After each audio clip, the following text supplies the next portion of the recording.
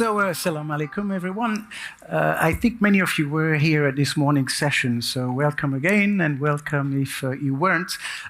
If you were here, you'll know that this already has been a fascinating morning so far. Lots of issues being raised. This is session 2, and we're essentially going to talk about the possibility of Pakistan becoming a powerhouse in South Asia, perhaps in the next 10 years, or perhaps at the 100th anniversary. Now, the South Asia Center at the LSE has combined this, and we're very happy to be at LUMS.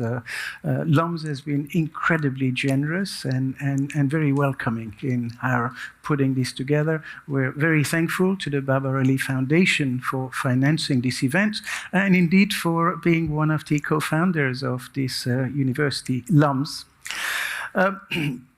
The relationship between LSE and LUMS actually goes quite a long way.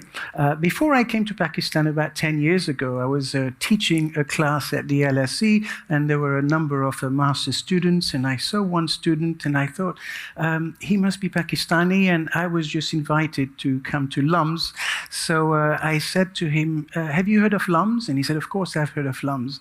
And he says, all my friends go there, but I'm here at the LSE.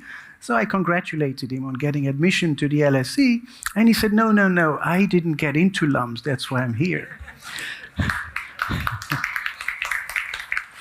But it is a pleasure, and every time I meet students here, I say to myself, these are very competent students. Now, today's session really is about looking to a degree in the past, but building on that past, looking towards the future. If we look at South Asia as a whole, we have 7-8 countries there, comprising 25% of the world population. It has about 40% of the world's poor in South Asia.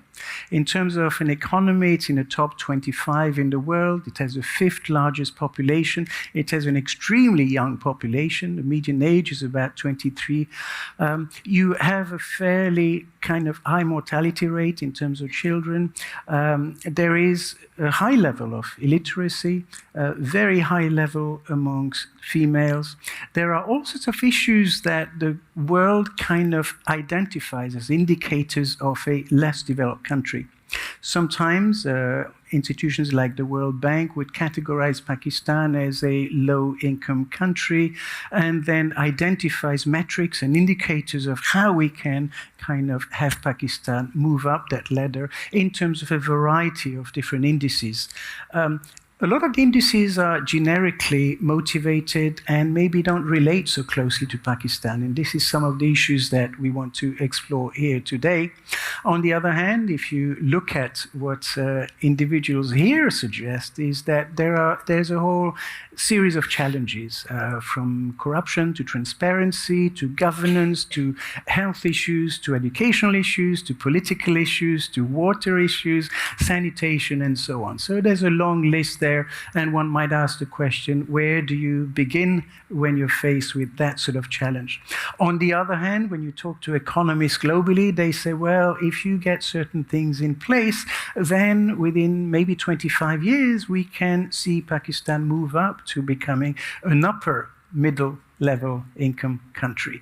And then we are presented with statistics like, well, right now, the average Pakistani GNP is approximately $1,600. If it can move up towards 4,000, then it'll move up a notch. And these are externally imposed generic indicators of success, of growth, evolution, and so on. The task here, and we're joined by incredibly intelligent, smart, experienced individuals, they're going to debate these issues. To what extent do we need to aspire to achieve global metrics of what we might refer to as success, and to what extent does Pakistan have an intrinsic, indigenous set of forces and strengths which can elevate the country? So, to debate these issues, first of all, I have on my right here Dr. Ali Chima, and I'd like to introduce him. So, Ali Chima is Associate Professor of Economics at LUMS. He is the director of the Mukubal Haq Research Center, and that has, I think, a tremendously important history for the sorts of debates that we're going to be having today. He's a member of the Center for Economic Research in Pakistan. He's a research. In fact, I had heard and read Ali before I had actually met him. He's a very well published individual, and he writes on labor markets, on the economics of social protection, and he's a real expert on macroeconomics. So we'll hear a 5 minutes from him. But we also have Mr. Abdul Razak Dawood, and you will recognize his name from the school, the Suleiman Dawood School of Business, which his father founded. Razak Saib is a founder, he's a philanthropist, he's an industrialist, he's running CEO and chair of DESCON.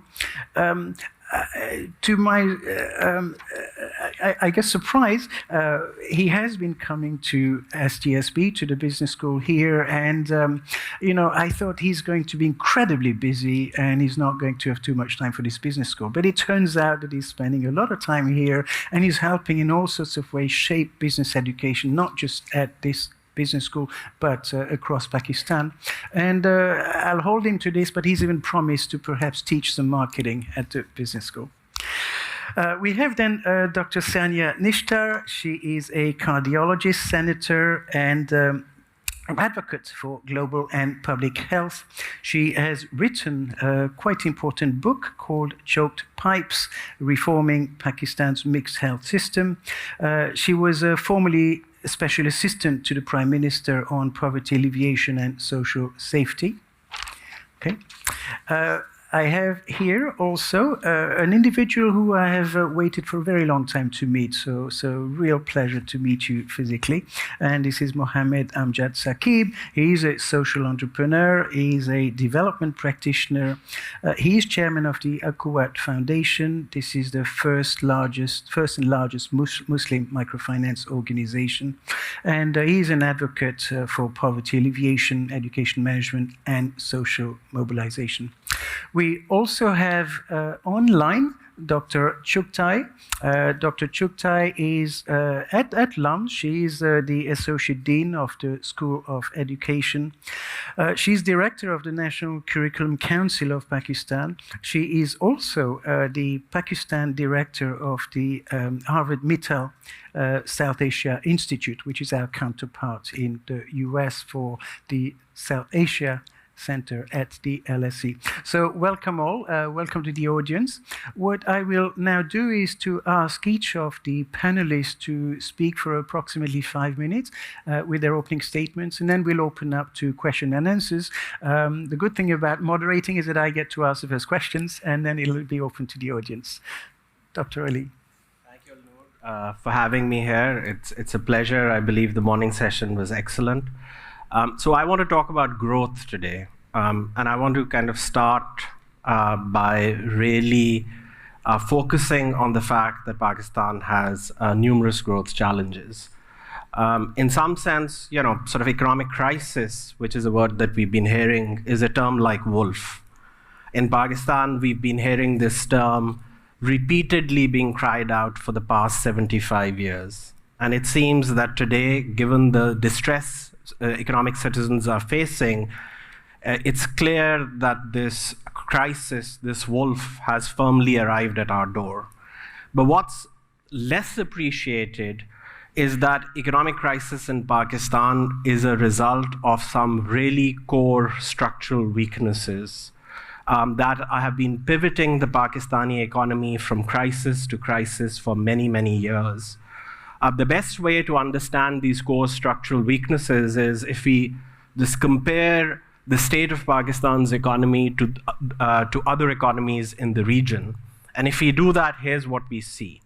The first thing that we see is that resident Pakistanis are unable to and/or unwilling to save to finance productive investment.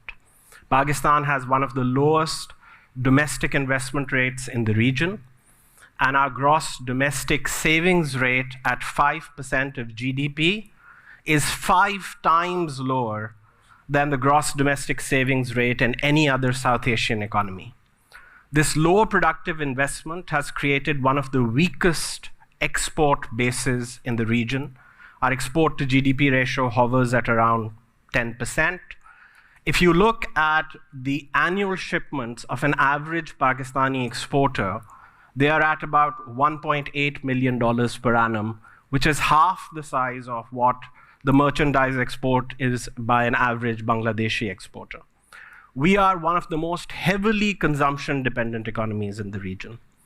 Our consumption to GDP ratio is 15 to 20% higher than any other country in the region.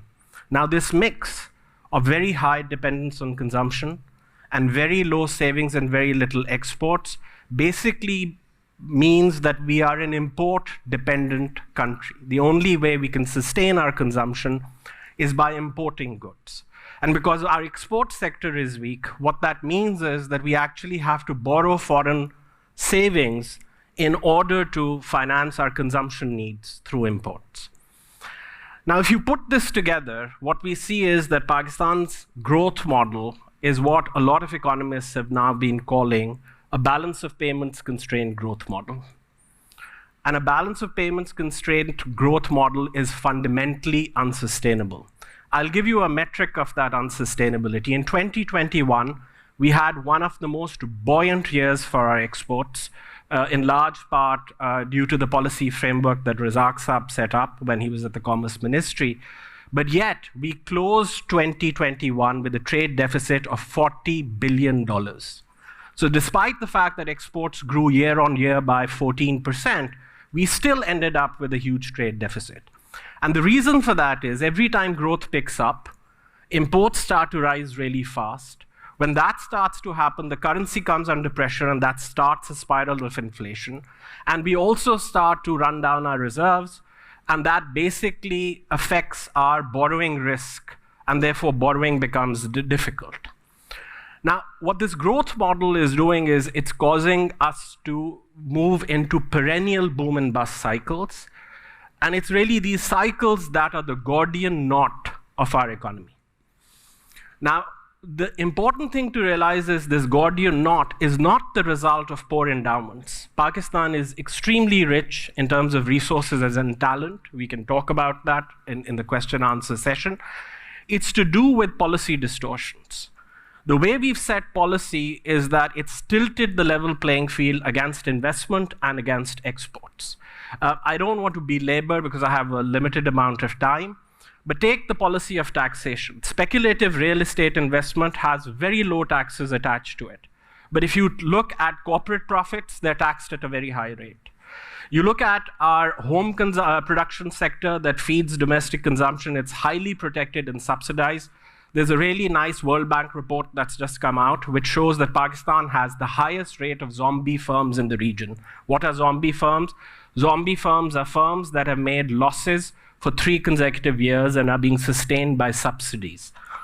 Now, the challenge for us is that this Gordian knot is reducing the capability of the economy to deal with global shocks at a time when our exposure to global shocks has increased manifoldly.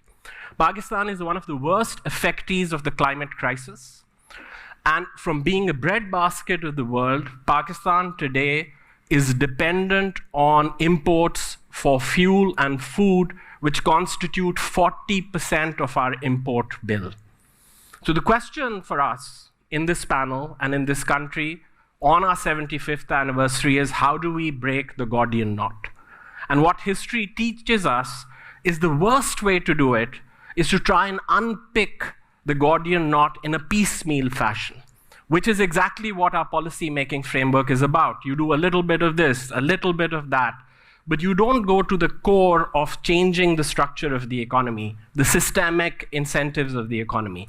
The way to move forward is to cut through the Gordian knot. And for that, we would need our policymakers and our economic elites to come together to really come up with a national plan of growth revival.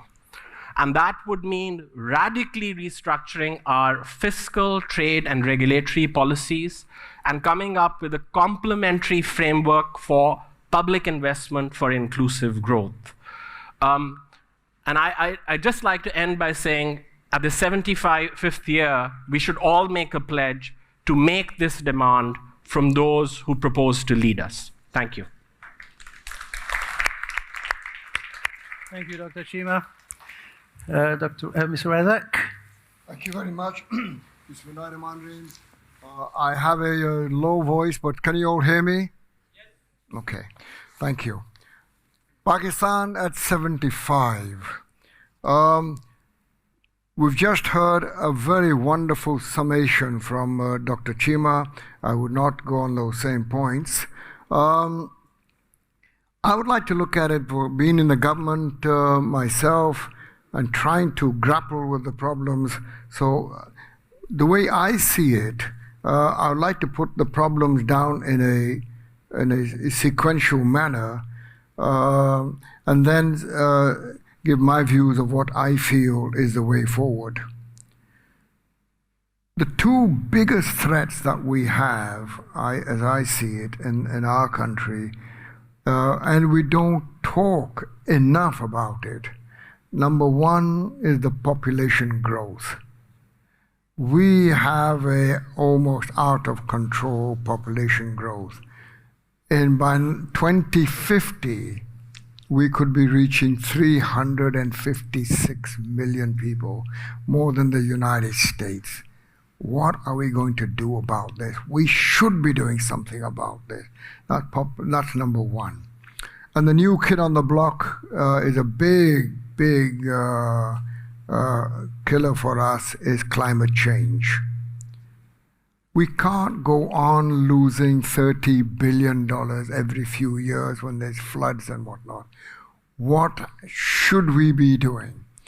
In the case of climate change, it's a different story in the sense that the outside world is willing to help us do research. So that means we can know well ahead of time what is going on that will affect our country in flooding, etc. And that quality of research can be had, and why I say that we must be able to tap that. We have a disaster management authority in the provinces, but when you look at their plans, they're nothing. We've got to have all the way down from the national level, provincial level to the district level, unless we have a plan of when something happens, what action do we take immediately? That is something that is absolutely vital. So after these two, what is the next two that I feel that is really hurting us badly? One is the losses. These are all what I call fund drainers. They just sap the budget, they take everything away, and we lose out completely. And that is the state-owned enterprises. The top 10, which is the National Highway Authority, Railways, PIA, Steel Mill, the 5 discos, and the Zuraki Bank. All of them combined are now taking so much. I have the figures, and I don't want to waste your time on the figures. So that's the state-owned enterprises are really just sucking away whatever meager revenues we do get. And the second one is a bloated, absolutely bloated civil and military establishment. And their pensions. When we put their pensions in there, it is absolutely phenomenal. And we've got to be able to take some decisions on that. So you have two, one's of the climate change and population, then you got two more which are taking our thing. And which are the two big challenges that we have? Energy. We are a high producing energy, and when we give that money, we price the energy. We have to reform those pricing policy. We have to have a restructure on all our energy. And the second one is our national debt, which Dr. Chima has mentioned. So with all this, I used a different word. I said we need wholesale change. Tinkering will not do. As Dr. Saab said, you've got to break that knot. You've got to cut it. And myself being in the government, and I can say, we were looking back, we were tinkering. We were not getting to the core and take the tough decisions, whether we didn't have a majority or whatever it is, but we were not able to get to the very bottom, and we were just tinkering. Now to get to that position to cut that Gordian knot, we need a complete mindset change. And mindset change on what? Mindset change on the following, which myself in being in the government, I see that there was no direction. Number one, and this is not in priority, but I'm just giving it in a certain order. Do we want the private sector to be the engine of growth? We hear lip service, we hear it, but is it there right down to the core, all the way down? One of the biggest enemies of that, I know for a fact, is the FBR. FBR doesn't want the private sector to be an engine of growth. Does it work all into the provinces? In the 60s, yes, it was clear. Engine of growth, the private sector. But today, we talk about it, and then words like mafia comes in, and words of other that type come in, and so we are not focused. Are we going to go and grow through the private sector or not? Another thing that I've seen, and it pains me a lot, and that is, again, I'll refer to Dr. Chima. Do we want industrial growth, or do we want a consumption trading-led economy? We've been on consumption side. We have not taken the tough decisions on industry. And neither do we have the patience to take a policy and then allow it to grow. Another area that we've got is, again, we keep shuttling back and forth. Do we want regional trade or not? We are the worst part of the world where regional trade is down to 5%. Europe is at 90%. We don't trade with our region. And who suffers? We suffer, because we intertwine our trading policies with our foreign policy, with our defense policies, etc. And so we are now again caught. My own experience in the last 3.5 years of building up regional trade with the Central Asian republics has been reasonably good. They were very responsive. They were absolutely with us, and we signed all the documents. Everything has been signed. It has started, But I don't hear anything today on regional trade. It all seems to have gone lukewarm. It has to be. You'll be surprised that I found even Afghans, this government, Taliban government, they might not be very positive on other areas of education and whatnot, but on trade and allowing us to pass our trucks through them, very positive. Because basically Afghanis are very good traders, so they want to see trade to come through. So regional trade, and we heard on this, the next area I want to talk about is emphasis on exports. We just do not, and the little bit of focus that this last government, the previous government had on export, you saw the results coming through. Now we're again back in a decline. Bangladesh has gone so far ahead of us in exports. It's shameful. Quite honestly, it's shameful. Then the area of reforms. What are we to do on those reforms? Another thing that we have to do. We've got to be a nation of taxpayers. Let's face facts, we're still not.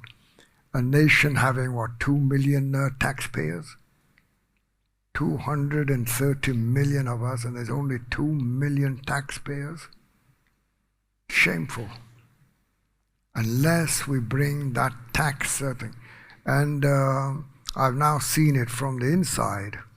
I don't think the FBR is honestly interested in raising taxes. They would rather have the same status go on and on. Obviously, it's in part of there, it's a vested interest in there. So when you look at all this, I want to just talk about one area which I dwelt with in a little bit more, so I can talk. I don't want to spend too much time on this. But exports and industrial growth, where is that link and what was the areas that one was grappling with? We have an anti-export bias in this country.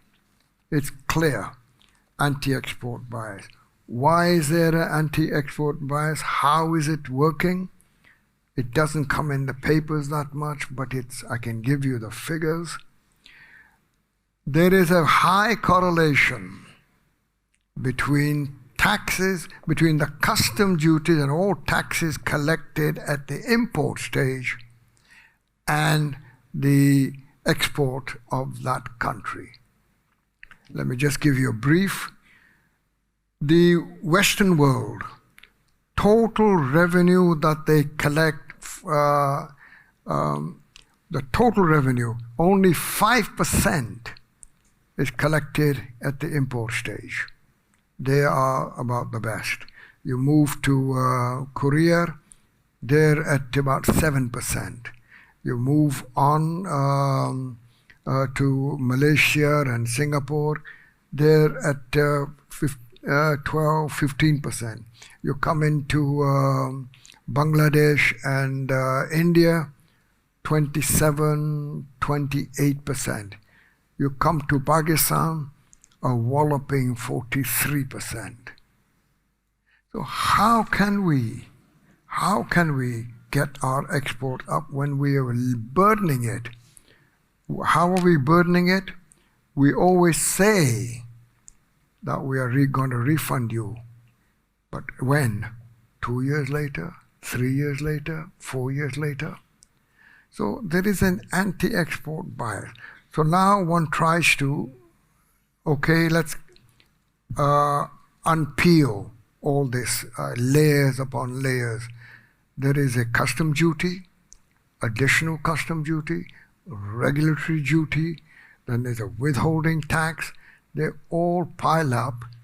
And why is Pakistan wanting to raise all this money at the import state? Because it's easy.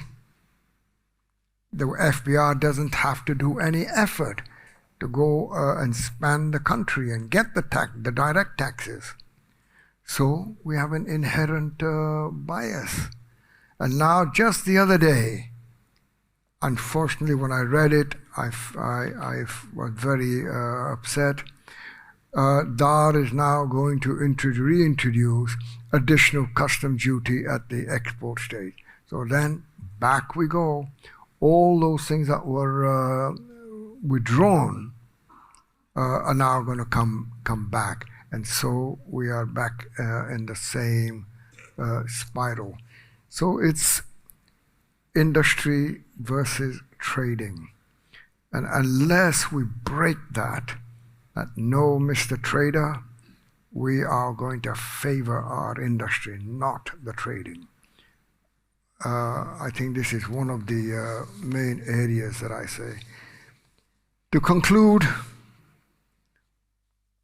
we have to break the, I liked Dr. Chima's words, the Guardian knot. There is just no other way. We've got the hangover of the debt. We can't tinker anymore. We just can't do it. We are going to go further and further into the quagmire. If we do this, we have to, and we all live in hope. Let's hope that the next government will be able to do that for us. It has to be done. We have a great country. We have a country with a lot of resources. We can feed ourselves. We can clothe ourselves. We don't need to be dependent. But if we get our acts together with all the correct reforms, inshallah, we can be moving in the right direction. Thank you very much. Thank you, Razak Saib. We now go on to Dr. Chugtai, who is with us online from Islamabad. The floor is yours, Dr. Chugtai. Thank you. Can you guys hear me okay? Yes. Okay, wonderful. Thank you for inviting me. I feel very humbled to be part of such an esteemed panel. And I apologize for not being there in person. I was planning to head over, but with the political situation, it became impossible to travel safely. So I'm going to talk about education and particularly what needs to happen in our education reform to-do list for us to have a better chance of becoming, as the title suggests, for Pakistan to become a powerhouse in South Asia. So the first thing that we need to understand is that we have been in the popular discourse about the curriculum reforms, been using terms like curriculum, kitab, nisab, textbook, syllabus, all these terms interchangeably. Whereas if you ask educators, they'll tell you that the curriculum, these terms mean different things. And the curriculum, in fact, includes 4 things. It's standards, which is the concepts that every kid must know by a certain age, fractions by this age, essay writing by this age, this much vocabulary by this age. These are the standards. The second thing is textbooks. Third is teachers. And the fourth is assessments, exams, and assessment throughout the year. So unless you look at curriculum as all 4 of these things, any claims of having done curriculum reform are empty. It's like 4 wheels of a car. If you remove teachers from the car or from the equation, or if you have the best of standards and the best of textbooks, but your exam remains rote-based, you have not really done curriculum reform. So the first thing to understand in Pakistan's education reform is that the curriculum has to be understood as 4 equally important parts, and all 4 of them need very close attention. In 2006, we had very good standards issued, but that was the end of it. And the importance of teacher reform, assessment reform, and textbook quality reform has frequently been left behind because it's just harder to do. Related to this is that when we do assessment, not just of the children, but of our own performance, whether we've done, good quality efforts for teachers or not, our own evaluation needs to be based on outcomes rather than inputs. So we look at that we have developed good quality textbooks, or we have done, as Punjab, teachers were trained. So the Pakistani teacher is very much trained. But in 1995, there was a large study done by the World Bank. There's a book on it by Professor Fernando Reimers at Harvard that showed that teacher training and student learning outcomes had no correlation. But we have continued decade upon decade to just keep on blindly training teachers because we're all focused on inputs and not looking at whether that teacher training has translated into conceptual understanding of a child and whether that child has been able to communicate and repeat or express that concept in their own words in a concept-based exam.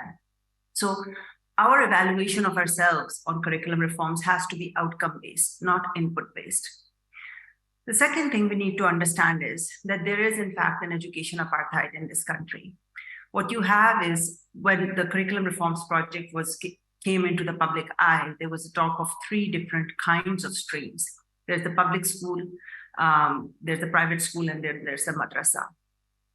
The private school is doing the high quality private school is doing a reasonably good job of math and science.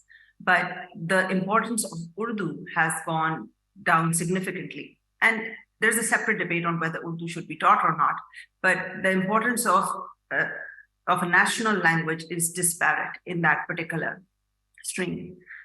If you go to public schools, they are being taught all these languages and all these science and math, but the curriculum is outdated, the teacher is underprepared, and the textbook is poor quality. And the exam is rote-based.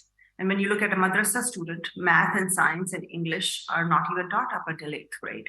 So the disparity between these 3 streams is truly a problem for this country to be able to work within one, for the children to grow up and work with one another as part of one labor force. But there is a 4th stream that has not been talked about as much, which is half of the children of this entire country are out of school. So we have to really look at an education system that works for all 4 of these kinds of children. Related to this point is that there needs to be a reimagining of how education is delivered. The industrial model of 12 years of monograde teaching assumes a lot of things. It assumes that the child has 12 years of life where the mother or father or someone will feed them good quality breakfast, drop them at school, well-fed, on time, pick them up. They will go home. They will have no responsibilities for helping raise their children, their siblings. They will have no responsibilities for helping supplement the home income. But there are fewer and fewer children around the world who can afford this kind of time away. And that's one of the reasons we have such a large out-of-school children population. So we need to come up. In fact, this is something that the National Curriculum Council is very explicitly working on an accelerated learning program that already exists for out-of-school children, but it is a program that compresses the grades by learning levels and subjects, combines subjects. So it doesn't matter if a child learned coding in computer science or math. What is important is that the child should know how to code. So developing an accelerated learning program that helps children achieve conceptual clarity or conceptual understanding in a shorter period of time is imperative for Pakistan's high population young generation. But we think of out-of-school children, but there are at least 3 other children who could benefit from this, 3 other types of kids who could benefit from an accelerated learning program. One is children who are in winter zones, such as in Gilgit-Baltistan. Their entire academic year is only 90 days. So they end up either cramming through the content or just leaving much of it. So an accelerated learning program for those children so that they can learn the same content in a shorter amount of time. Then multi-grade classrooms. A huge majority of classrooms in Balochistan are multi-grade, not monograde, which means in the same one teacher, one room classroom, there are children from several different grade levels sitting together. They also need to be taught in an accelerated learning or a multi-level learning program. And finally, perhaps the most important in this are madaris, because madaris have children who are already following a Dars-e-Nizami or an equivalent curriculum, and they have a limited amount of time to also learn math and science. So developing this accelerated learning program can actually be a game changer for bringing a lot of the children within the fold that are currently being left behind by the education system. Then finally, I would say that for Pakistan, it's extremely important that we focus on entrepreneurship education and particularly computer science education for digital entrepreneurship and e-commerce. In Pakistan, even if you were to double, triple all the jobs available overnight, there is just not enough absorption capacity. We need job creators rather than job seekers. So that is another thing that the state must prioritize, not just dumping loans onto or grants onto young people, but actually giving them tangible skills on how to start their own businesses. Pakistan's weakness may be its high population, but it's also its very big strength. This country could in itself provide a lot of commerce and economic activity to one another if education was channeled in that kind of a way. What I learned recently, I've been traveling around the country, meeting students and teachers from Gilgit to Turbat. And when we were younger, rote memorization was a problem, and we were the rote memorization generation. I did my matriculation in '95. But I have seen that now kids don't rote memorize. They are the cheating generation. And at my time, cheating was considered wrong. Some people still did it, but it was considered wrong. Right now in classrooms, students don't consider cheating wrong. They consider cheating logical, because cheating has become so rampant. The system is so broken. But I do want to end on this positive note that just because students are rote memorizing or cheating does not mean that they are dumb or unethical. They are just surviving in a dysfunctional system.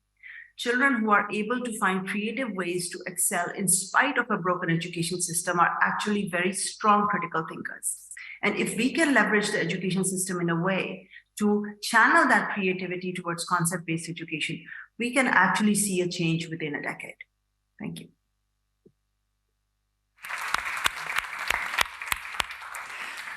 So, Dr. Saqib, I think you're going to tell us your opening statement. I would like to go to the absolutely. rostrum. Absolutely. Thank you very much.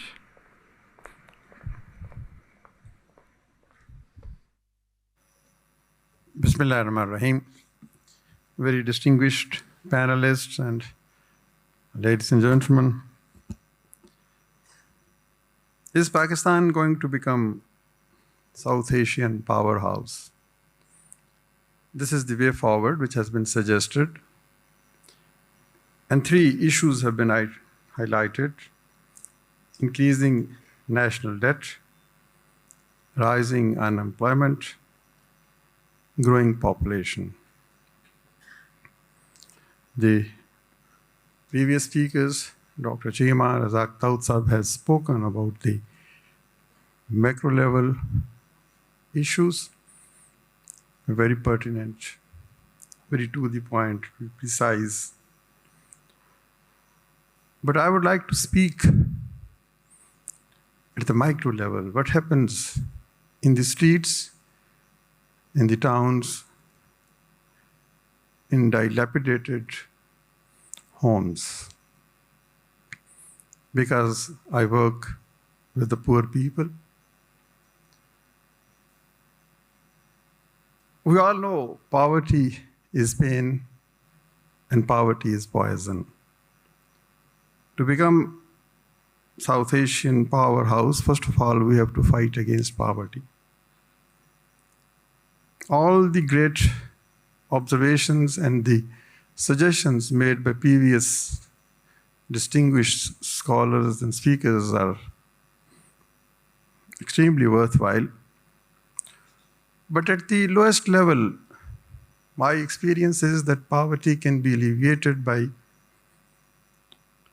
2 or 3 things. Number 1, financial inclusion. Number 2, skill imparting. And then social development. When we talk of an inclusive society, we forget the poor. 70% people can't access microfinance facilities. That means savings, insurance, credit, all these things. In Bangladesh, 40 million people have access to credit. In Pakistan, only 7 million people have access to credit. What is an inclusive society? An inclusive society is where there is social inclusion, no barriers between haves and have-nots. Political inclusion, financial inclusion. So without giving people much needed financial resources or the credit, how can we expect then that they will become self-employed? You can't give employment to everybody. We're talking of trade.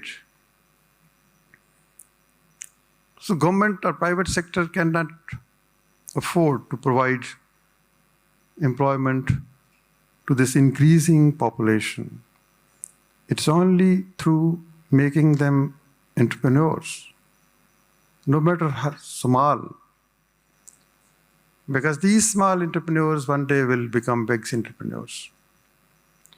So just imagine that, as Dr. Mahbubullah once said, that poverty alleviation means creation of wealth and distribution of wealth.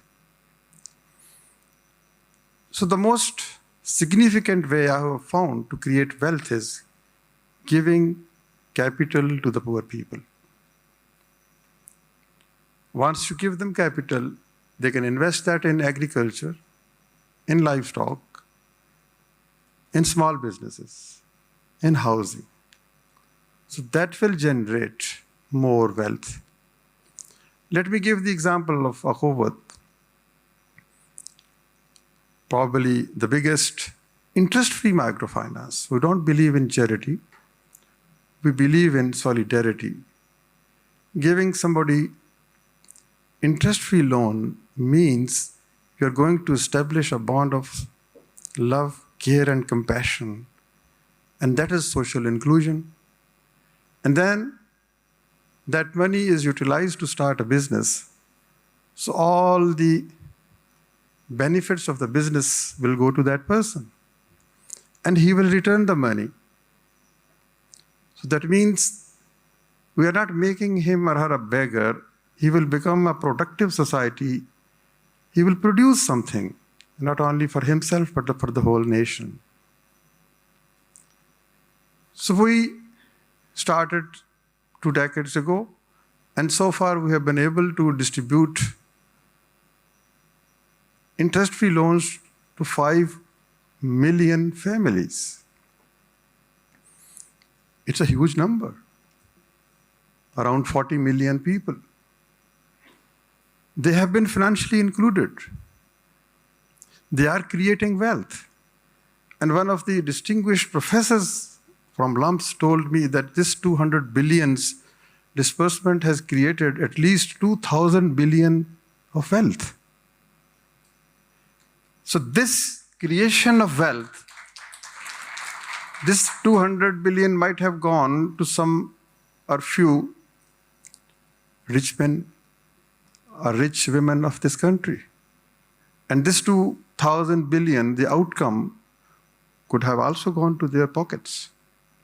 But through microfinance, by giving this capital to the poor people who can't have access to the banking system, you are creating wealth amounting to 2,000 billion rupees, and that is equitably distributed among these 5 million families. So, what a simple way. For me, life is simple, solutions are simple.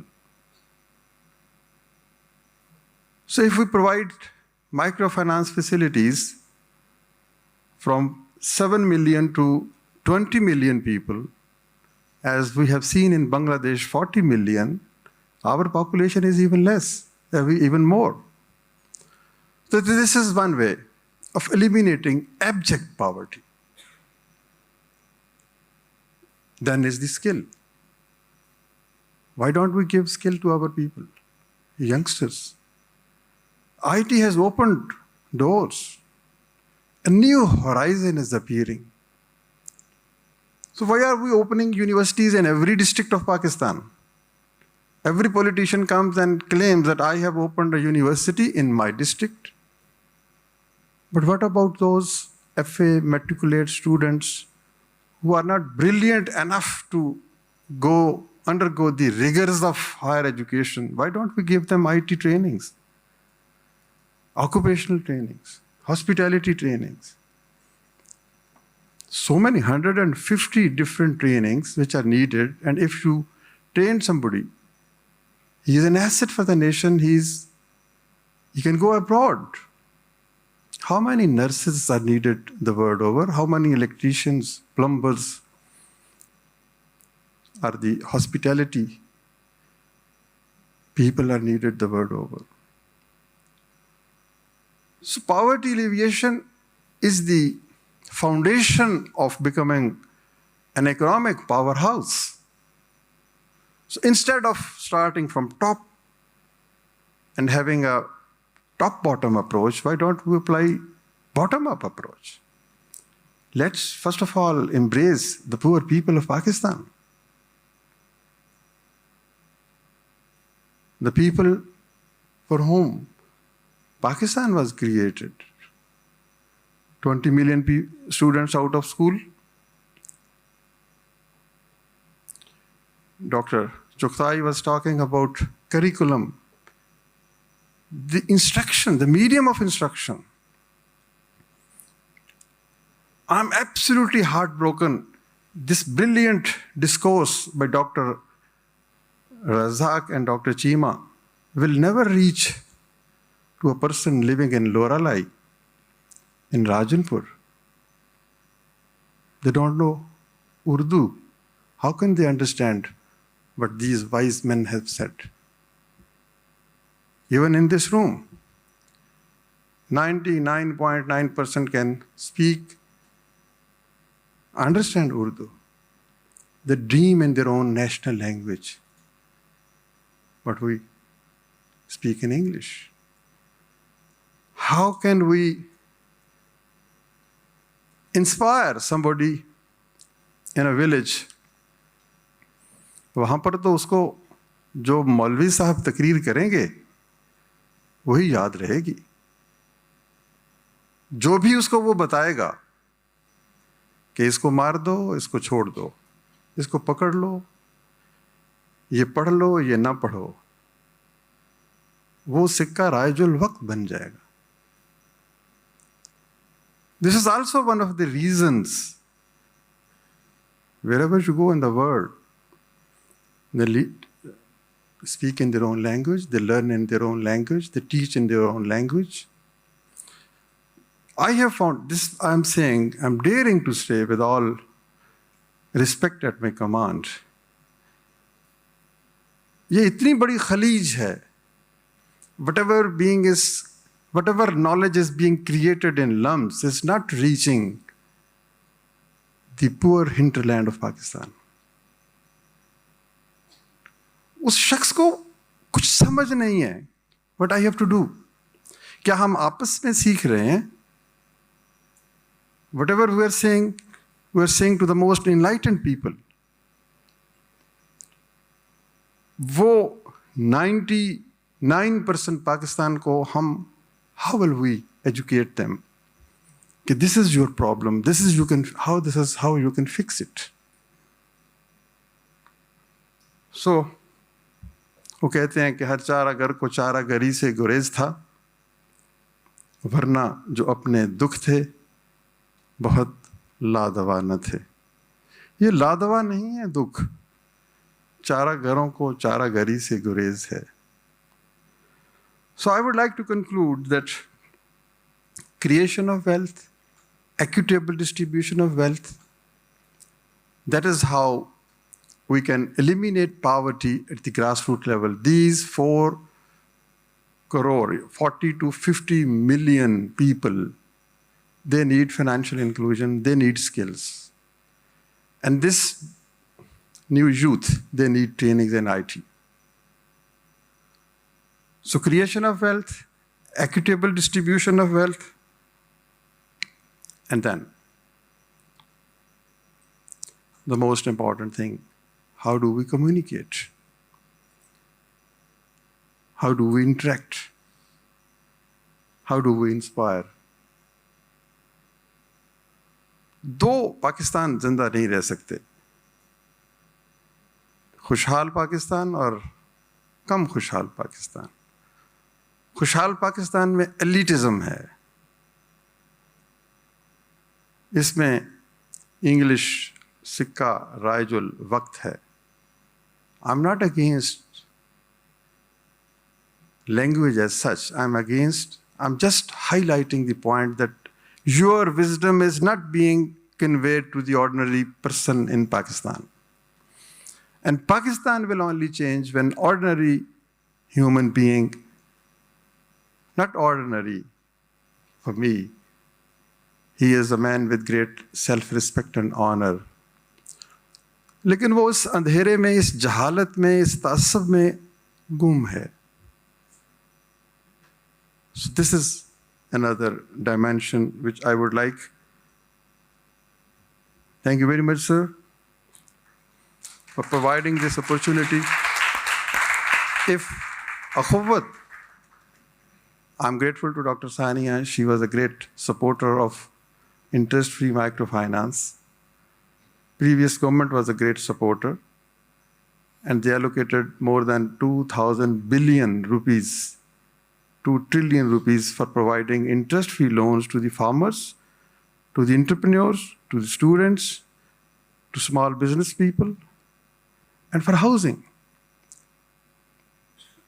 Current government has also same objectives, but let's see what happens in the future. But if a small not-for-profit organization, through the support of civil society, can provide this loan to 5.5 million families, if the resources of the state become part and parcel, and we have truly relationship between public sector, private sector, and not-for-profit sector. So I'm not talking about import, export, industrialization, environment, climate change. These are big things. I'm just talking about small things. Ordinary steps, baby steps. Please embrace somebody who is living hundreds and hundreds of miles from away. Give him education. Give him microfinance. Give him training, give him hope. Thank you very much. Thank you, Dr. Saqib. And Dr. Nishtar, your opening statements, please. Thank you very much. First of all, allow me to begin by thanking LSC and LUMS for asking me to be here. It's a pleasure and a privilege. The title of today's event is very provocative. Can Pakistan be South Asia's powerhouse? Now, like most of you, I'm deeply vested in this country. Like all of you, I believe in the potential of what we can achieve together. And like all of you, I'm deeply committed to doing whatever I can. But we are also collectively very mindful of the pervasive challenges this country faces. Now, I'm not talking about what's happening as of today. That has drivers and determinants and solutions of its own. But let's focus on the structural issues, the deep-seated structural problems that my co-panelists also talked about. So if that is the context, let us first recognize that even notwithstanding all these challenges, there are lots of strengths within this country and within the society of this country. People are hardworking, entrepreneurial, and resilient. There is a demographic dividend, notwithstanding the population problem that you very rightly alluded to. Natural resources abound. We are a very large market. Let us not forget that. And there are many systemic strengths within the system as well. And I know that firsthand because when I worked in the government, in order to create some systems, I had to draw on those strengths. And if you look at international league tables and the global competitiveness rankings, you will appreciate that Pakistan actually ranks fairly well with respect to some indicators of the kind that I just alluded to. You will, for instance, appreciate that in some composite metrics, it ranks better than Australia and Austria. And that is the strength of investor confidence, just to take an example, notwithstanding all the problems. R&D, company R&D. But there are another set of indicators on which Pakistan fares very poorly. The independence of the judiciary, reliability of the police, informal payments, rent seeking, bribes, the level of transparency, the business cost of terrorism, organized crime. These are the kind of indicators, if you look at league tables from global competitiveness rankings and league tables from anywhere, Pakistan will fare poorer than Burkina Faso, than Nigeria, and of course, no offense meant. So clearly, these data are telling us something.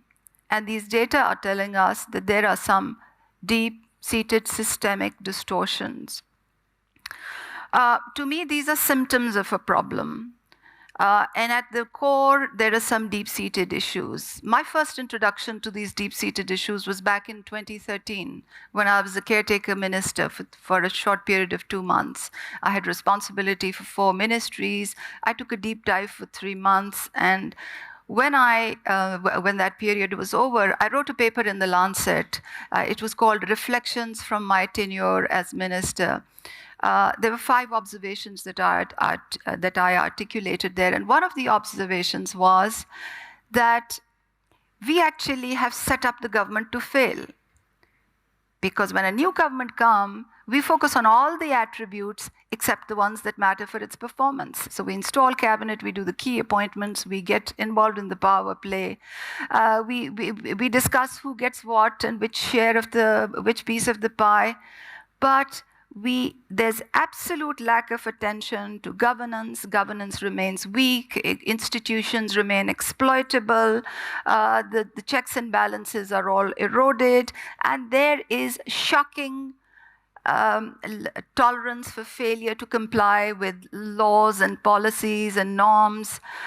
There is nothing called and perhaps I may be overstating it, but I fundamentally believe that there is nothing called commitment to evidence. It's all driven by political expediency. Decision-making is driven by political expediency.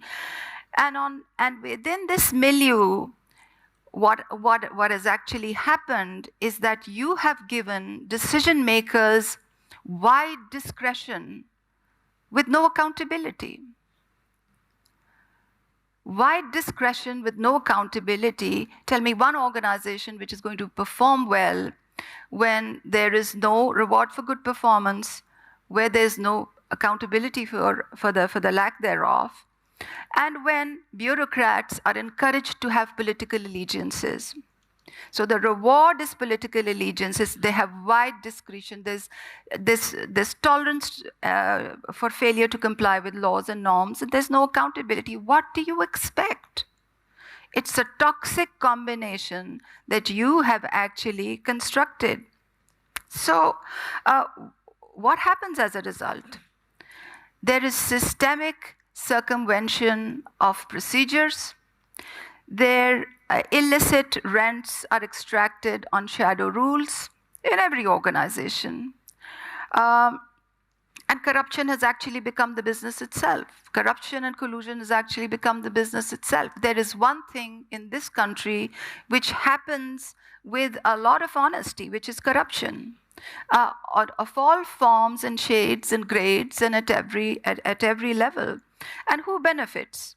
It's the monopolies, it's the cartels, it's vested interest groups are furthered. There's business interplay with political party finance, and political links are furthered by patronage.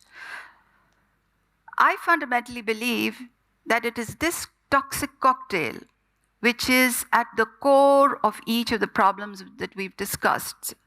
So Ali Chima talked about the policy distortions in the economic sector. Dissect them and you will come to the same conclusion.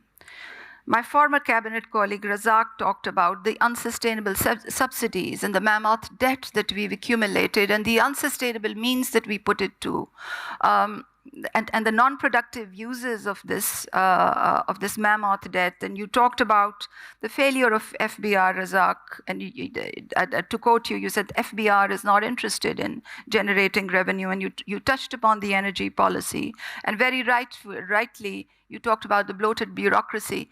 Scratch each one of these problems. Scratch each one of these problems, and you will arrive at the same conclusion. And of course, let's not forget the sectoral problems, whether it's health or social protection or education or irrigation or whatever. You will come to the same conclusion. Razak and I have been on the cabinet together for the last 4 years. And on a month-to-month basis, we would lurch into another crisis. There would be the gas crisis and the wheat shortages, and there would be sugar, and there would be commodities, and there would be urea. And at the back of it, you would actually see an interplay of monopolies, interest groups, with bureaucrats who had deep, deep conflict. And despite the best of intentions, the system was so geared that we were unable to, despite the best of intentions, we were unable to make quantum strides.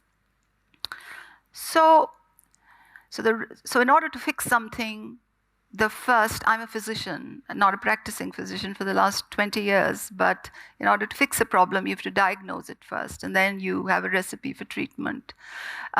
If we have a diagnosis, what is the solution?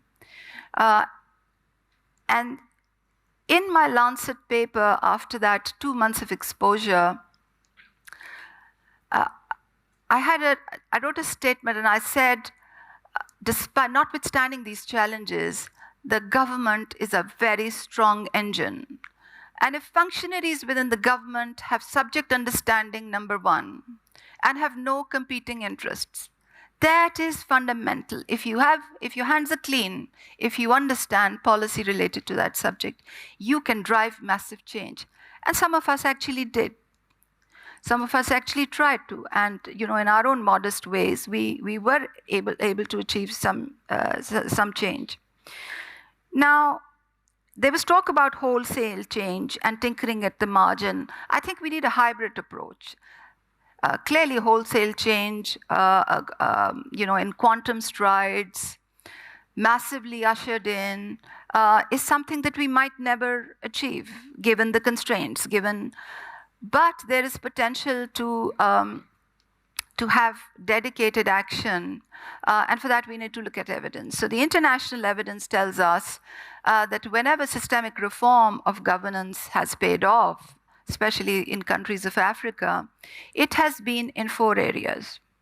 Number one, reform of supreme audit institutions, SAIs as they call them. And I fundamentally believe that if the Office of the Auditor General, where there are deep-seated problems, was to be reformed, could become clean to the core, was very objective in its analysis of the issues, it would become a very powerful engine of change within the country. The international evidence tells us that as well. Secondly, international evidence tells us that reform of public finance in public finance management. Number 3, procurement reform. Most of the corruption happens because of loopholes in the procurement system. And the kind of resistance that we saw, Razak, you would bear me out, in digitizing procurements, going to e-procurements end to end. This is something we discussed at every other cabinet meeting. Very simple to turn around, but never happened because of the way vested interests played into it all the way through. And then the 4th is a strengthening of the budget planning. I would add technology to this list as well. So this is what international evidence tells us, but from practical experience, I would say that it's even the small things that make a difference. Because when I first went into the government, and sorry for being a little bit self-reflective, we all have our own experiences to share. I started doing some things that were very simple. Governance by the book. And people would ask me, why do you insist on the audit committee meeting every 3 months? Why are you insisting on things like the audit committee chair reporting not to the secretary, but to the board? Why are you doing all this? Why do you insist on this regular cadence of meetings? It's fundamentally important to have governance by the book, to have total adherence to rules, to be fundamentally wedded to checks and balances. The little things like the signing of conflict of interest across the organization, the commitment to whistleblowing, a practical demonstration to show that freedom of information is important across the organization, respect for ethical conduct, merit. These are things that are extremely important to espouse within government entities. And there are lots of willing, very clean and very capable bureaucrats that you have to mobilize from within the system. They're on the margins, they are on the sidelines. They have not been empowered because the mainstream is to reward political allegiances, to reward the ability to circumvent rule. And once they have this indication that the leader within the ministry has respect for merit, respect for ethical conduct, respect for integrity, they actually become a force multiplier. Bringing in a culture of evidence-based decision-making, hardwiring, digitization, putting systems in place, a focus on audit, internal audit, and all these systemic measures really helps. So I don't want us to leave this room thinking that the transformation of Pakistan into the South Asian powerhouse, inshallah, will come through a revolution. I genuinely believe that it can come through small steps as well. But those small steps have to be taken collectively. Those small steps have to be taken collectively, and then I think it will become a force multiplier. This country has a lot of potential. There are even people within the government system that have the ability, that have the drive, that have the understanding, and that have the integrity to do things right. But some fundamental things need to change first. So I just want to leave you with this message of hope. Things can change, and I hope that they will at a market level. Thank you very much. Thank you. Well, panelists, thank you very much. A real huge set of issues that have been encompassed here. I think we've heard about the many challenges that Pakistan faces. We've also heard about a lot of solutions that could be mobilized to address some of these challenges. What I'd like to do is perhaps have a first question to Razak Saib, but others feel free to answer. And I only ask that because I know that you've served quite recently, and in fact 2 prime ministers have made use of your intelligence in all sorts of ways, and you've mobilized change in your own ways. And of course others here sort of feel free to join in. My question is, we have a good understanding of the challenges, and you and others have identified solutions to those challenges, and Pakistan has many sort of quite smart, intelligent individuals. When you're in government, does politics come in the way of developmental and economic change? And how do you address that? I think you've touched on that, but why is it that politicians who appeal to quite intelligent individuals aren't able to then mobilize and impact changes of the types that you've mentioned? Well, I can answer this by saying that you pick any issue, an issue that comes up before the cabinet, and Dr. Sania would bear witness to this, that unfortunately take a simple issue of trade with India. Now, it starts getting discussed. And once the whole thing opens up and all the different views starts pouring in, you get a situation where a lot of the rational voices start getting lower and lower, and the container attitude and the tariqa gets, the volumes go higher and higher, and you can't get to a point where you can have a logical discussion on the pros and cons. Why mix the two together? Why mix other things together? To my voice, my idea is we want to support the people of Kashmir. A stronger Pakistan will help them more than a weaker Pakistan.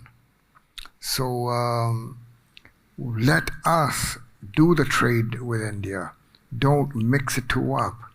They were not saying to us that you can't trade with us. It was us who were saying that we would not trade with them.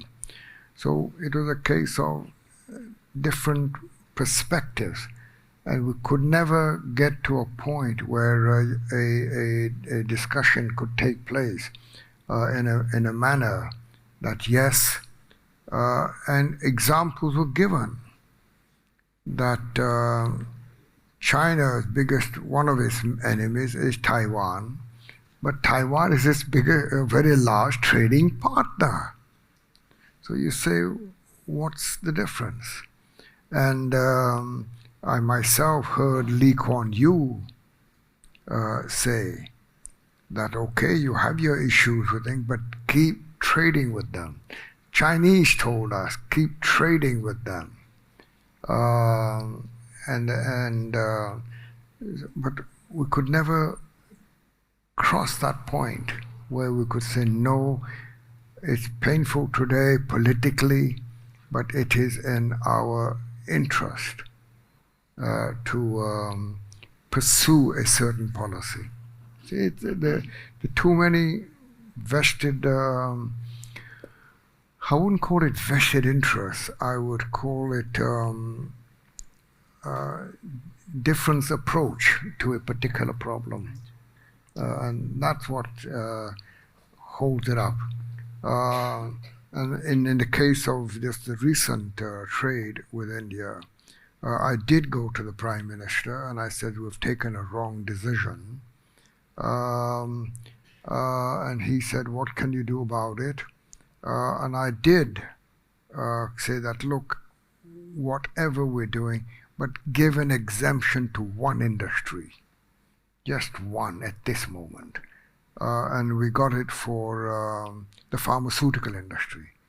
India is the biggest supplier of raw material to the world. If we don't get our access to that cheaper raw material, our medical expenses, our prices of our medicine will just go rocketing. Then what are we going to do? So an exemption was finally pushed through, but it's got to be right across. All our other industries get hurt. The engineering industry gets hurt. The textile industry gets hurt. It's just, to me, pure logic. It overrides everything else. It is in our interest. And that is, to me, supreme. We gain from this. That's what I'm saying. Thank you. Can I add a Please do. So your question was politics comes in the way. I would classify it 4 ways. Number one is the playing to the gallery syndrome. So some things, and a lot of what Razak has said falls into that bracket. Even if you fundamentally know that what is being done is right, you're not going to say it publicly. You're not going to stand behind it because those subjects are taboo. So that's one bucket of roadblocks. The other bucket of roadblocks are the interest group roadblocks. Because even if you're saying fundamentally the right thing and you're calling for the right reform, there are going to be interest groups standing in your way. And there are all shades and forms of interest groups, and don't take me there to define them. The third is the extreme polarization. So a lot of times there is legislation that you want to support in Parliament, but you can't because it's seen as a sign of weakness. Either it's seen as a sign of weakness, or it is seen as a sign of you impending defection, and that's very problematic, especially for legislative work. And the fourth is the politics of the coalition aspect of politics that you even see within your own government at the cabinet table, and all 4 very problematic. That's a very useful, and that actually is a nice segue to jump into the other question that I had that I wanted to ask you all, because none of you really touched on it, at least not sufficiently, and this is the issue of gender equity. If we look at almost any global statistics of a country that is doing well, you find that there's greater gender equity in line with greater economic growth and all the sort of indices that we used to see. If we look at Pakistan, then across the board, there are issues from healthcare to education. For instance, about 40% of the population here is illiterate, but 55% are women and 30% men. If we look at access to credit, it is very, very similar. About 45% of the unbanked are in fact women. If you look at access to education, if you look at networks, access to technology, access to incubation centers, whatever it is, I think that there's a huge disparity between the two. What are some of the things that can be put into place to prioritize gender equity as the potential to making Pakistan the powerhouse of South Asia? And feel free, whoever wants to answer. So I think you're absolutely right. I mean,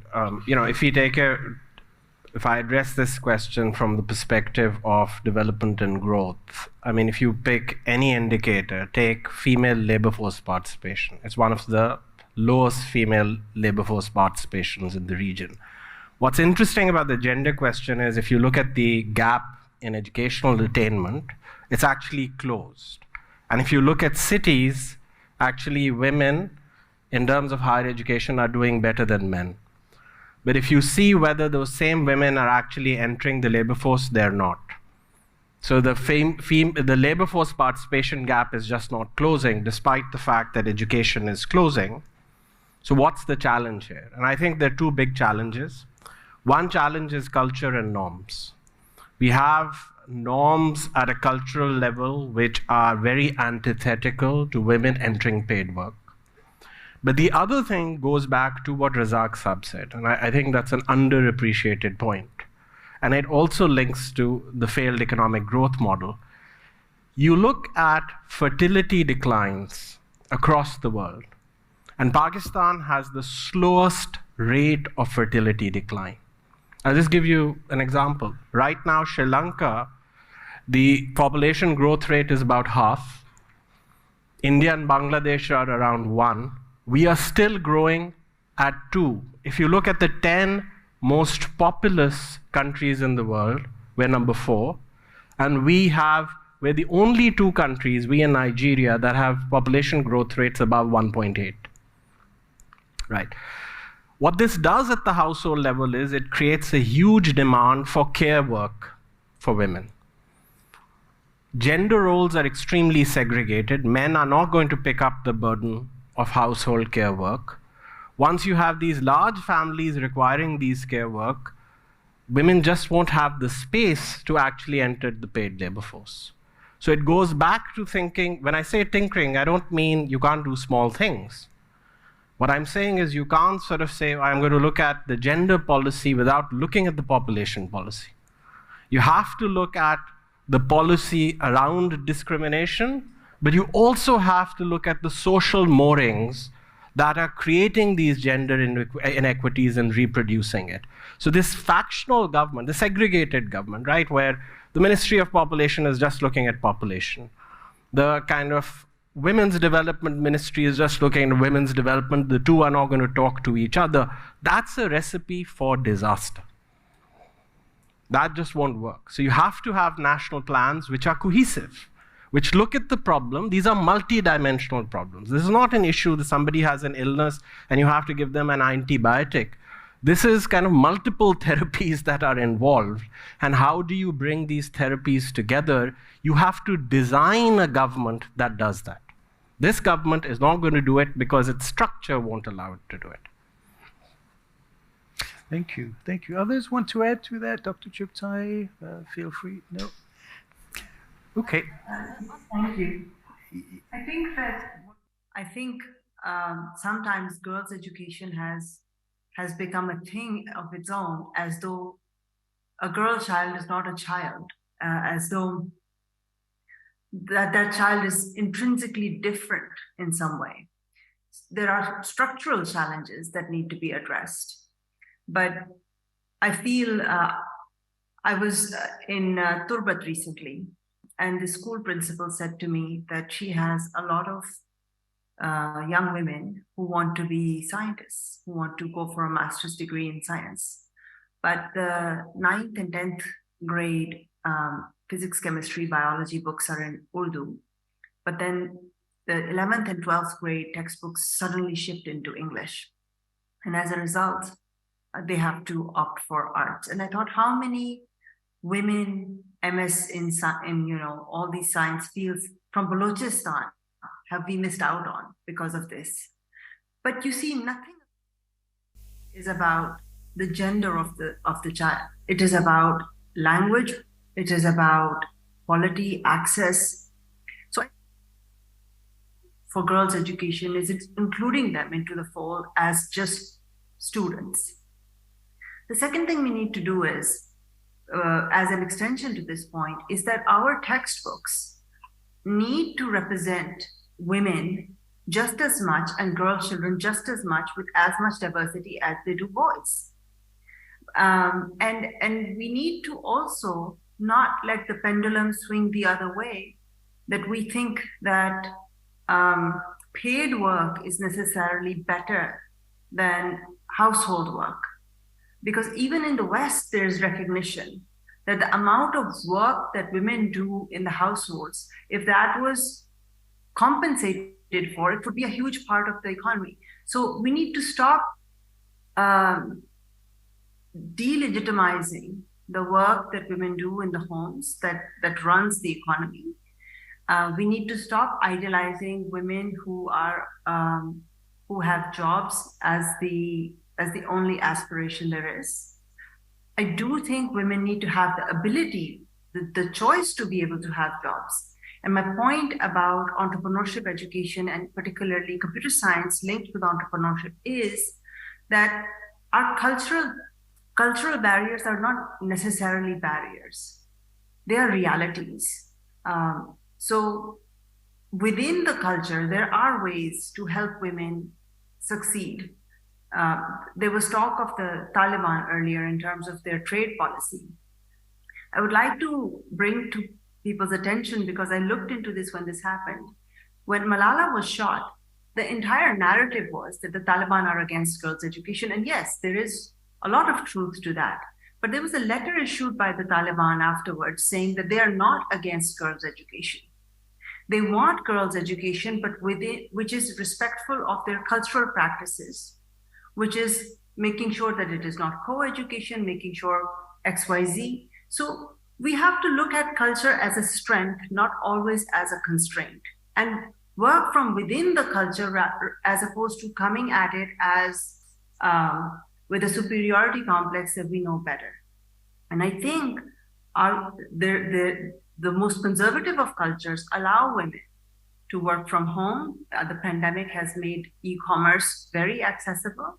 And I think there is a lot more potential over there for women to be able to contribute and build their confidence as people who can have livelihoods, paid livelihoods if they want it. But frequently the gender narrative gets, painted in a binary as though, this sort of way that the girls' education, unless it happens in a particular way, it's not taking place. Okay, thank you very much. We are always, as always, short of time. Perhaps we'll take a question from the audience. If yeah, you want? Yeah, okay, this gentleman here. Excuse. Yeah, yeah. If you can hello? speak loud and just say who you are and keep your question short, please. Thank you. It was brilliant, of course. I would like to ask my question to Dr. Chima. As Dr. Saqib rightly pointed out about microfinancing, but the government, the current government and the recent government and the previous government, they did some projects on microfinancing. So we do have, as an example, to quote, how successful was it? Thank you.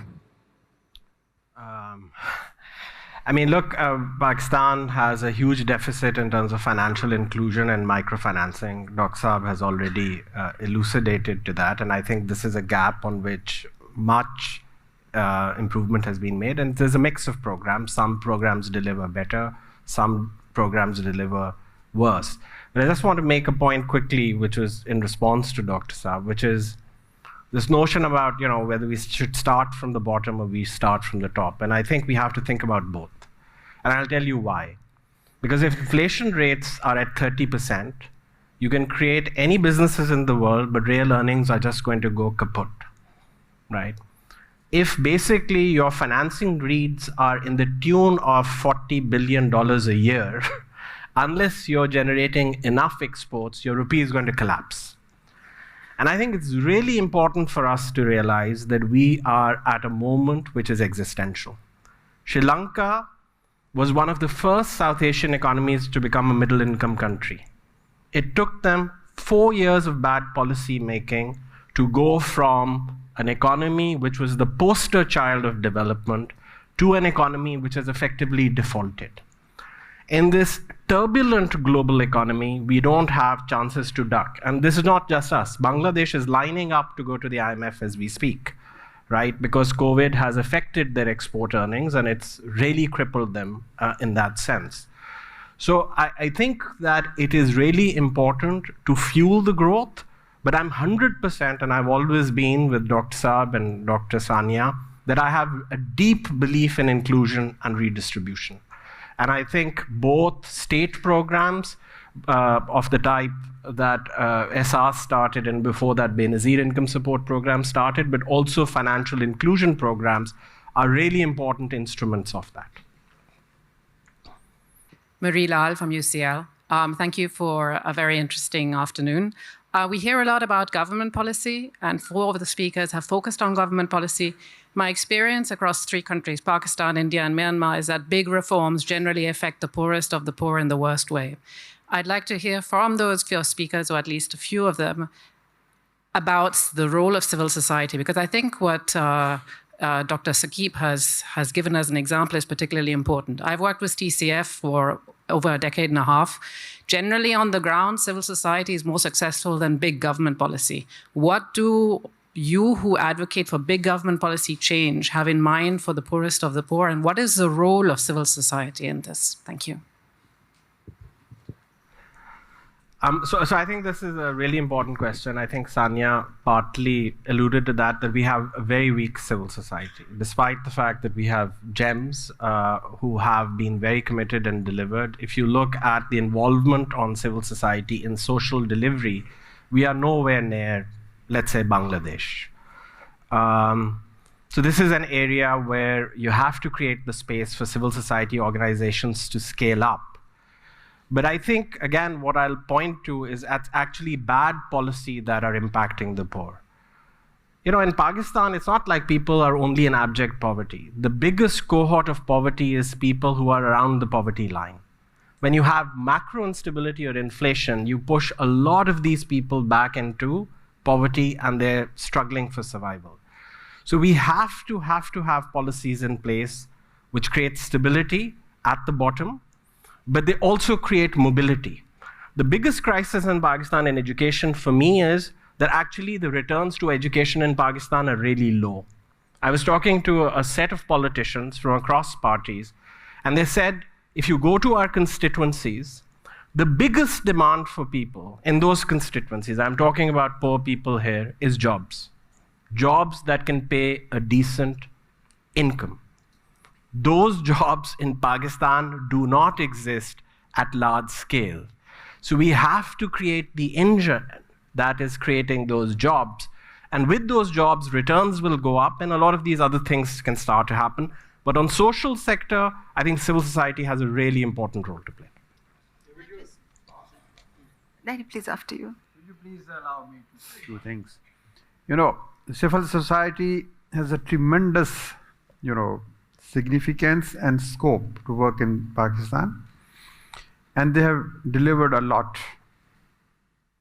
If you allow me, I can count dozens and dozens of civil society organizations who have helped poverty alleviation, education, clean drinking water, sanitation, environment change, whatnot. Let me ask this just one question from all the people, that who has provided food, shelter, clothing, and medicine to these 20 million people who have been suffered by these rains and this havoc of these floods? You can't even imagine that what a great contribution these civil society organizations have made for rescue, for relief, and for rehabilitation of these people. I went to so many flood-affected areas. Ambulances, civil society. Doctors, civil society. Medicine, civil society. Food, civil society. I never saw an ambulance of basic health unit, an ambulance of rural health center, an ambulance of Tehsil headquarter hospital, a qualified surgeon or a physician of district headquarters hospital, not to talk of tertiary hospitals. So who served them?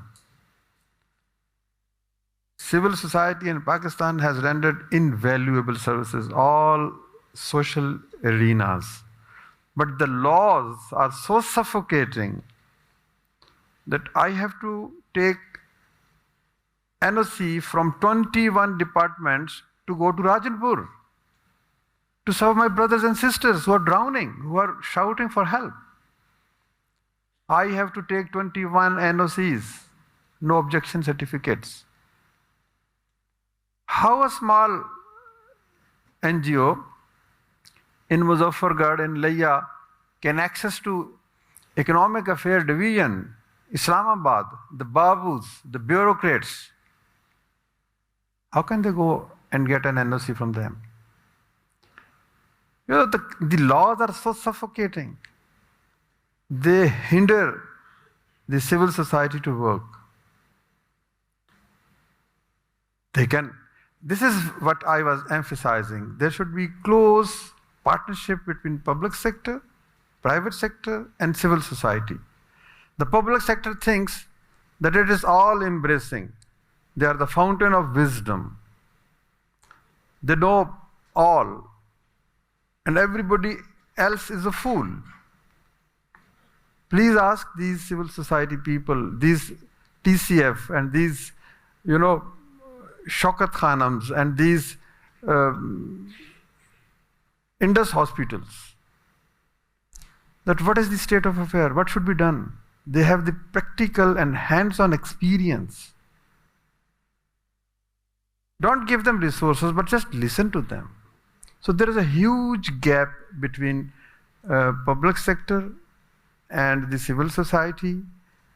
And despite having my deep connections with the civil service, I served in this area. But civil service never accepts that anybody else has a mind, has an intellect. Sorry. Thank you, Doctor.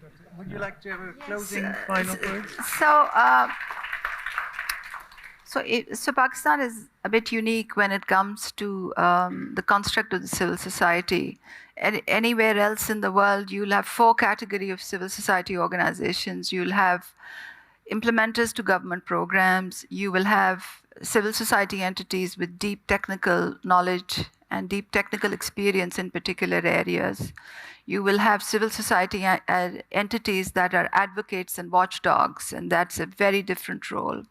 And then there are some charitable entities. So there are 4 broad groups. But in Pakistan, the charitable component is very large. People don't trust the government. We are tax evaders. But we like to give charity to charitable organizations, and some of them do very good work. And Dr. Saab is absolutely right. During the flood, they were omnipresent everywhere in the flood-affected areas. They brought a lot of value in terms of what they delivered, and they clearly need to be lauded for their work. Dr. Saab referred to the constraints the civil society faces as of today, particularly with respect to the constraining regulatory environment, and I completely understand what he's saying. Actually, under the Financial Action Task Force regime, a lot of curbs were put on our government, and there are some very strict compliance procedures that civil society organizations have to comply with, and I hope that in due course those would be eased. But I just want to quickly veer to the first part of your question, because you said, how can civil society entities support poverty alleviation programs?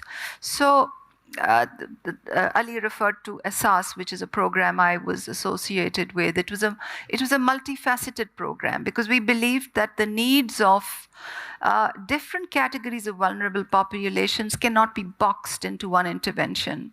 So for instance, if it's a pregnant and lactating mother who's extremely poor and her offspring is likely to be stunted and suffer from cognitive impairment in this digital age, and be left out of the mainstream, we had a health and nutrition conditional cash transfer program for them that we were upscaling incrementally.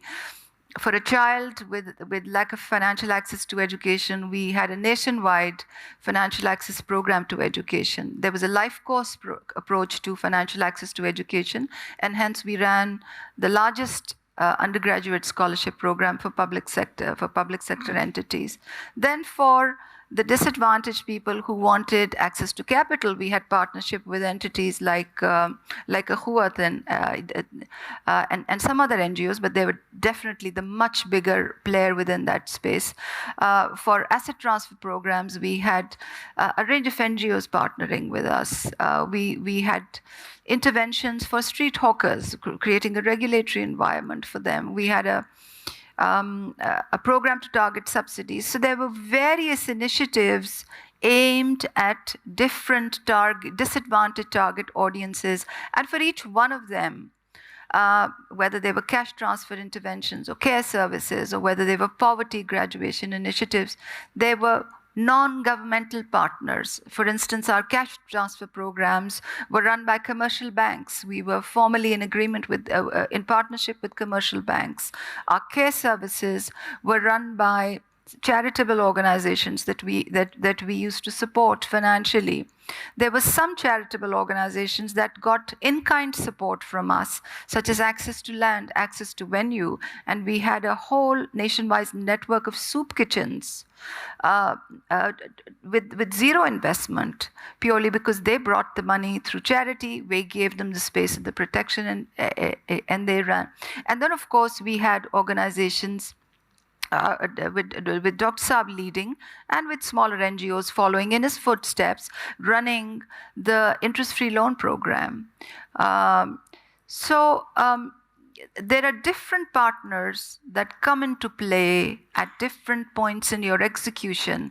The challenge is to recognize who has a comparative advantage where.